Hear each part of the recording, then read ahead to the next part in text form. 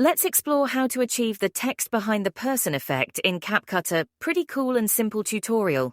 Watch until the end to grasp the technique. First off, import your video into CapCut. For demonstration, let's say we have a video of a girl walking, and we want to overlay text behind her. Start by adding the text. Click on the text icon, then tap anywhere on the screen to enter your desired text.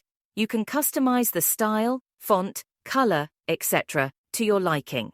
Position the text overlay wherever you prefer. Next, extend the text layer to cover the entire duration of the video. Select the text layer, then find the animation option. Choose Fade In for the entrance animation and adjust its duration to around a second or more. Then select Fade Out for the exit animation and make it slightly longer than the Fade In animation. Now our video should have the text animating in and out smoothly. Export this video to your photo gallery.